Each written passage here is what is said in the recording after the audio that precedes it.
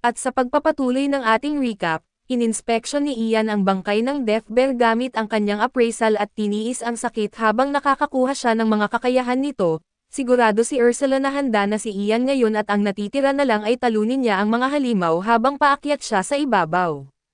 Nagulat si Ian nang ma-realize niyang natapos na niya ang pagsasanay na ibinigay ni Ursula at bumalik si Ian upang magpaalam kay Yuri. At nag-aatubili si Ursula na ibigay ang regalo na gustong iparating ni Yuri sa kanya, ibinigay niya ang natitirang bahagi ng spirit core ng World Tree na ginamit upang likhain ang mata ni Ian. Ngayon ay gagamitin ito ni Ursula upang gumawa ng bagong artificial eye para kay Ian at nag-alangan si Ian na tanggapin ito dahil ito ang pinagmumulan ng kapangyarihan ni Yuri, ngunit sinabi ni Ursula na huwag masyadong magmalaki dahil ipapahiram lang ito kay Ian. Nilagyan niya ito ng spell upang bumalik kay Yuri kapag namatay si Ian at inilagay ni Ursula ang spirit core sa mata ni Ian, ngunit hindi niya naramdaman ang kahit anong kakaiba at sinabi ni Ursula na huwag mag-alala, dahil ang pambihirang kapangyarihan ng kanyang spirit god eye ay magpapaiyak sa kanya sa pasasalamat balang araw. Hindi mahanap ni Ian si Yuri upang pasalamatan kaya't bigla siyang nagpakita at ipinahayag na nasa loob na siya ng mata ni Ian ngayon. Sa paglipat ng buong spirit core sa kanyang mata ito na rin ang nagsisilbing World Tree mismo, kaya't maaari na siyang manatili roon. Ipinapaalala ni Ursula kay Ian na dapat siyang magpasalamat dahil ibig sabihin nito ay sasama na si Yuri sa kanya, magagawa niyang pagalingin si Ian na makakagamit ng kahit gaano karami na droplets, at nangako siyang magiging napakalaking tulong. Nagtanong si Ian kung okay lang talaga ito kay Ursula kaso sinabi nitong hindi at ayaw niyang ipagkatiwala ang kanyang mahalagang anak sa isang hangal, ngunit may mabuting dahilan siya para tanggapin ito at si Yuri ay nagkaroon lamang ng kanyang ina sa buong buhay niya. Wala siyang kaibigan at palaging malungkot at maaaring hangal si Ian subalit nakikita ni Ursula na may mabuti siyang puso, nagpasya siyang pagkatiwalaan si Ian at sinabing ipakita niya kay Yuri ang mundo gamit ang kanyang bagong mata. Napagtanto ni Ian kung gaano kahalaga ito kaya't nangako siyang aalagaan ang mahalagang anak ni Ursula at bilang dagdag na regalo, binigyan ni Ursula si Ian ng spell para sa infinite storage sa simpleng kagustuhan lang, maaari niyang itago ang walang katapusang dami ng pisikal na bagay sa loob ng seal. Ang unang bagay na nais ipatago ni Ursula ay isang espada at ibinigay ni Yuri ang mga materyales upang makagawa ng spirit sword, at ito ngayon ay pag-aari na ni Ian at labis na nagpapasalamat si Ian sa mabuting gesture na ito, ngunit sinabi ni Ursula na may isa pang bagay pa. Bigla niyang sinaksak si Ian sa kanyang magandang mata at agad namang pinagaling ni Yuri ang kanyang sugat at pagkatapos, binigyan siya ni Ursula ng isa pang regalo at ito ang Philosopher's Stone, pinilit niya itong ipalunok kay Ian at nagbago ang kanyang kanang mata dahil dito at ipinaliwanag ni Ursula na nagtatag siya ng permanenteng koneksyon sa kanyang kamalayan. Makakapag-usap sila at makikita niya ang lahat ng ginagawa ni Ian at pinapaalala ni Ursula kay Ian na mag-ingat at huwag masyadong maging malapit sa kanyang anak na si Yuri. Panahon na upang umalis kaya't tinanong ni Ian si Yuri kung may gusto siyang gawin matapos nilang makalabas. Binanggit ni Yuri na nais niyang makita ang natitira pa niyang pamilya na lahat ng kanyang mga malaking at maliit na kapatid. Ipinaliwanag ni Ursula na ang World Tree ay orihinal na isang napakalaking puno. Gayunpaman at ang mga sanga nito at ang spirit core ay nahati at itinago sa mga dungeon na nasa magkakahiwalay na rehiyon. Ibig sabihin ang pamilya ni Yuri ay teknikal na dating magkasama ngunit ngayon ay nagkakahiwalay at nagpasya si Ian kung ano ang nais niyang gawin, maglalakbay silang dalawa upang hanapin ang pamilya ni Yuri at labis ang pasasalamat ni Yuri at oras na para simulan ang kanilang paglalakbay. Sa labas ng silid ay nakatagpo si Ian ng isang sangandaan at biglang nagsalita si Ursula sa kanya at binanggit kung saan siya dapat dumaan sa kaliwa. Inapraise na ni Ursula ang ruta ng pagtakas para sa kanya kaya't basta't susundin niya ang mga palaso, hindi siya maliligaw at binalaan din siya ni Ursula na may isang halimaw na viper na malapit at pinaghahanda siya para sa laban. Nagulat si Ian sa kanyang nakita na kung saan ang spirit god ay niya ay kayang mag-appraise ng higit pa sa kanyang inaasahan. Labis siyang nagpapasalamat at nasa kabila na mata niya si Ursula upang turuan siya ng mga bagong paraan ng paggamit nito at ilang sandali lang, mabilis na na-slice ni Ian ang Viper. Malinaw na kaya na niyang talunin ang kahit na EST rank na mga halimaw ngayon at sinuri na ni Ursula ang mga kakayahan ng Viper, at nagbigay ito ng dagdag na resistance kay Ian at tumanggap din siya ng kakayahang tinatawag na Dissolving Venom, na kayang tunawin ang kahit ano. Nagulat si Ian nang mapansin niyang hindi na siya nakaramdam ng sakit kaya't ipinaliwanag ni Yuri na pinagaling na niya ito upang hindi na siya magkasakit ng ulo. Muli nagpasalamat si Ian at nagdala ito ng kahihiyan kay Yuri. Sa kalaunan ay nakarating si Ian sa isang higanteng pintuan.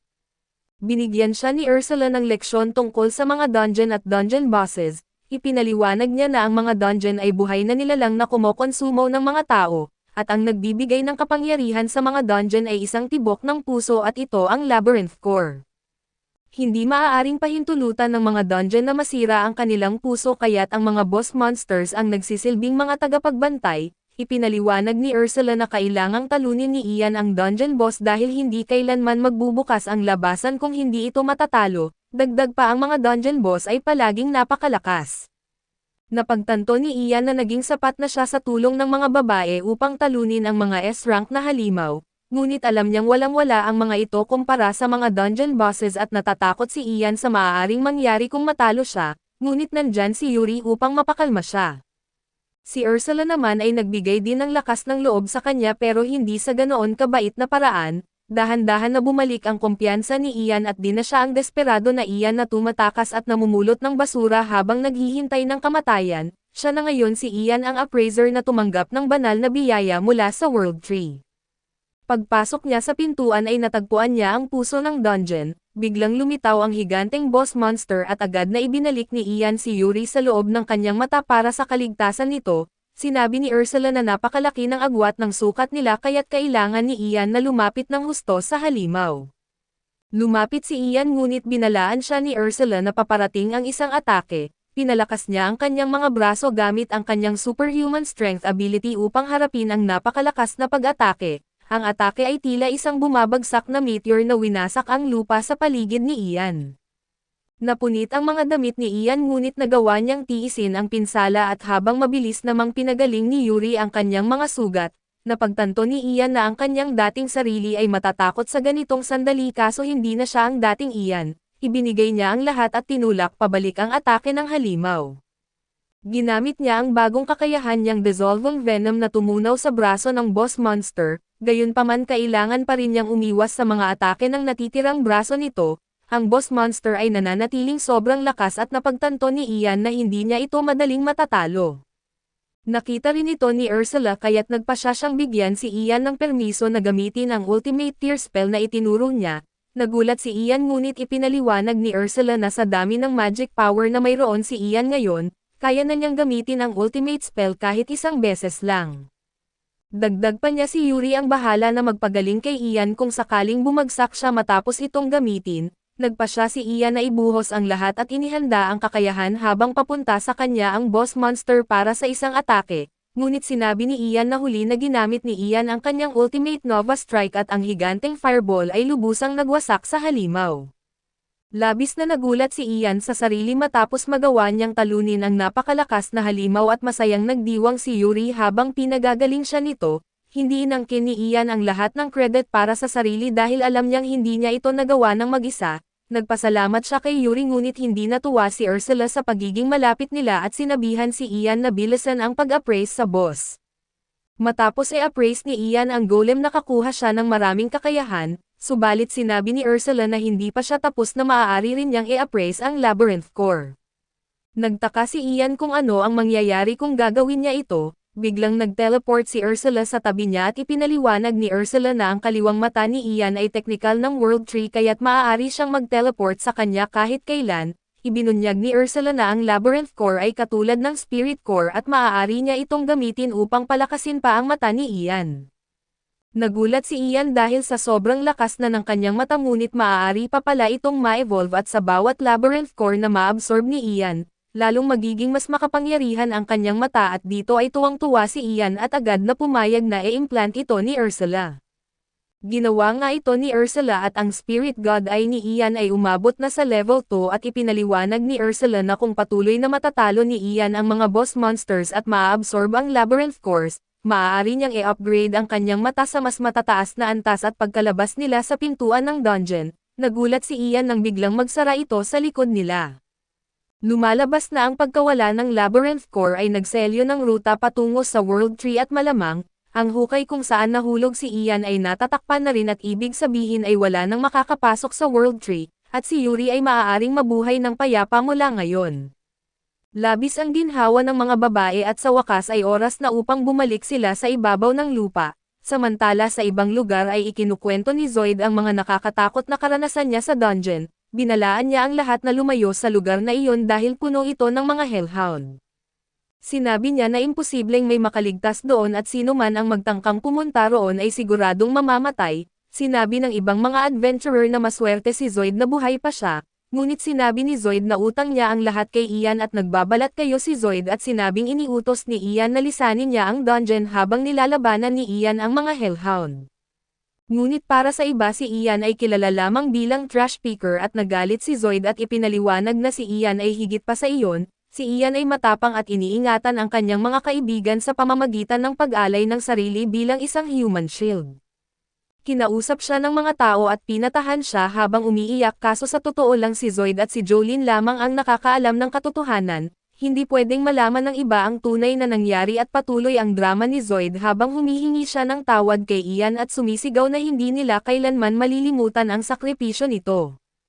Ngunit biglang nagulat si Zoid nang biglang lumitaw si Ian at nagtanong kung ano ang pinag-uusapan niya.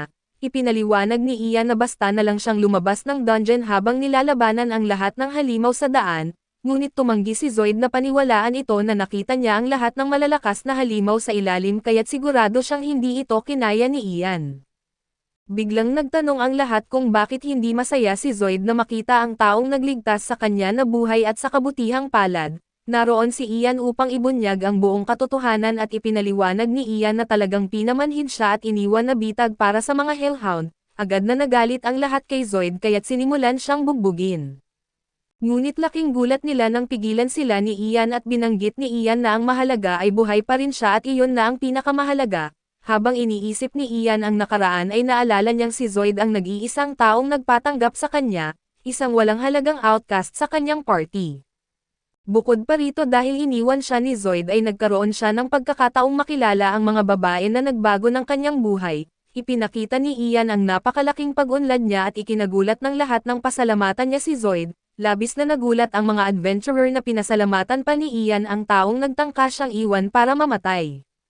Napagtanto nila na sobrang nagbago si Ian at napaisip kung siya pa ba talaga ang dating Ian at pagkatapos, nalaman natin na nakakuha pa si Ian ng mas maraming kakayahan matapos talunin ang isang boss sa dungeon na malapit sa kabisera. Muling nag-evolve ang kanyang mata na ngayon ay kaya nang basahin ang anumang uri ng sulat, sa kasamaang palad ay walang world tree sa dungeon na iyon kaya't kailangan nilang magpatuloy sa paghahanap. Hindi nagulat si Ursula sa hirap ng kanilang paghahanap dahil ang mga world tree ang nagsisilbing panggatong ng buong mundo.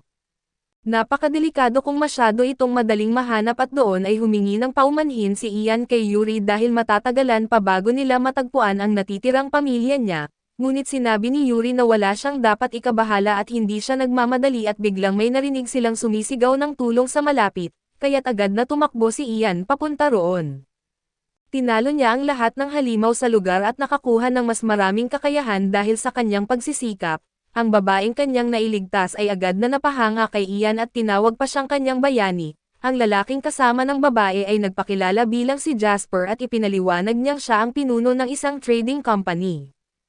Ang babaeng yakap ng yakap kay Ian ay si Claudia at ito ang ikatlong prinsesa ng kanilang kaharian at pagbalik sa estate. Nagpasalamat si Claudia kay Ian at sa mga babae at matapos ang formal na pagpapakilala ay gustong bumalik ni Claudia sa pagyakap sa kanyang bayani kaso agad siyang pinigilan ni Yuri. Hindi maintindihan ni Claudia kung bakit nahirapan si Yuri na magbigay ng sagot.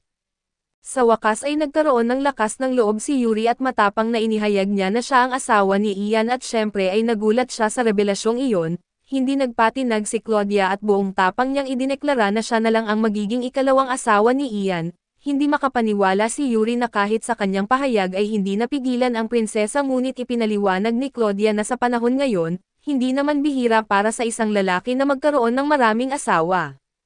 Nagkaroon ng pagtatalo ang mga babae at natutuwa si Ursula na mabilis na nagkakaroon ng mga kaibigan ang kanyang anak. Habang nagtatalo ang mga babae ay biglang ibinunyag ni Jasper na nais din niyang pakasalan si Ian at laking gulat ni Ian kaso nagsimula ng magpaliwanag si Jasper. Sinabi niya na siya ang pinuno ng isang guild na tinatawag na Guino Company at nagulat si Ian dahil ang mga produkto ng guild na ito ay laganap sa lahat ng dako. Inilabas ni Jasper ang kanyang silid na puno ng mahahalagang hiyas at ipinaliwanag ang kanyang misyon sa buhay, ang protektahan ang mga hiyas ng mundong ito. Napansin ni Jasper na ang kaliwang mata ni Ian ay isang spirit core at ito ang kapangyarihan sa likod ng World Tree. Ipinaliwanag niya ang alamat ng World Tree at noong unang panahon ang World Tree ay nakatayo sa ibabaw ng lupa, ngunit may nangyaring trahedya. Ang Demon Lord of Calamity na si Mikarin ay nagtangkang sirain ang mundo at upang maipinid ang Demon Lord ay ginamit ng World Tree ang lahat ng kapangyarihan nito. Sa kasamaang palad ay sinabi sa alamat na unti-unti itong nasira pagkatapos nito na nag-iwan na lamang ng mga spirit core. Sinabi ni Jasper na buong buhay niyang hinanap ang isang spirit core kaya't nais niyang pakasalan si Ian. Siyempre ay plano ni Ian na tanggihan ang alok dahil hindi iyon ang kanyang estilo ngunit may ibang ideya si Ursula. Ipinunto niya na dahil buong buhay ni Jasper ay inialay sa paghahanap ng spirit cores, malamang na may impormasyon ito tungkol sa iba pang world trees. Inudyok ni Ursula si Ian na pakasalan si Jasper upang magamit ang pera at impormasyon nito, kaso matigas ang pagtanggi ni Ian at sa halip ay sinabi niya kay Jasper na maaari silang maging magkaibigan. Masaya pa rin si Jasper at inalok si Ian na tumira sa mansion nito kaso bago pa ito matapos ay biglang sumisingit ang mga babae at niyakap si Ian. Sa kabutihang palad ay may impormasyon si Jasper tungkol sa mga spirit cores pero ibinunyag niyang ang mga ito ay nasa napakadelikadong mga lugar na halos imposibleng maimbestigahan ang mga ito, gayunpaman ay determinado pa rin si Ian at sinabi niyang maaaring makuha niya ang mga cores at nagulat si Jasper sa tapang ni Ian, kaya't agad siyang nagsimula ng paghahanda. Kaso dito muna matatapos ang recap natin sa bagong anime na ito, salamat sa inyong panonood hanggang sa muli.